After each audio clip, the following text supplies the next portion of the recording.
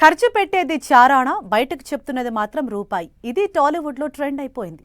సినిమాకు ఖర్చు పెడుతున్న బడ్జెట్ ఒకటైతే బయట ప్రచారం చేసుకున్న బడ్జెట్ మాత్రం ఓ రేంజ్లో ఉంటుందట. ఈ హైప్తో సినిమా మీద ఎక్స్పెక్టేషన్స్ పెరిగి రిలీజ్ అయ్యాక సీన్ సితారవుతోందట. మూవీ బడ్జెట్ పై మేకర్స్ లేనిపోని హైప్ ఎందుకు ఇస్తున్నట్లు?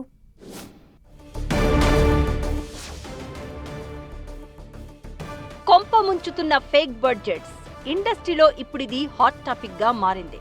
బాలీవుడ్ నుంచి టాలీవుడ్ వరకు ఇప్పుడు ఇది పెద్ద చర్చగా మారుతోంది. సినిమా కోసం పెట్టే బడ్జెట్ ఒకటైతే బయటికి చెప్పేది మాత్రం ఇంకో బడ్జెట్. ఇదో ట్రెండ్ అయిపోయిందనే టాక్ వినిపిస్తోంది.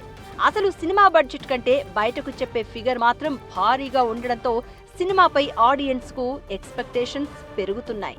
రిలీజ్ తర్వాత ఆ రేంజ్ లో క్వాలిటీ కనిపించకపోవడంతో ఇంత బడ్జెట్ పెట్టి ఇదేనా అవుట్పుట్ అనే నెగటివ్ టాక్ వెంటనే స్టార్ట్ అవుతోందట.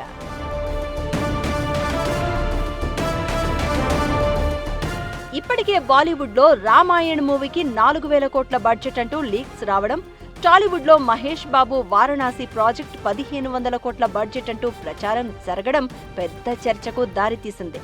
ఇలా భారీ బడ్జెట్ అంటూ ప్రచారం జరగడం రిలీజ్ కి ముందు బిజినెస్ మీద కూడా ప్రభావం పడుతోందట. రిలీజ్ తర్వాత సినిమా కలెక్షన్స్ మీద కూడా ప్రెజర్ పెరుగుతోందట.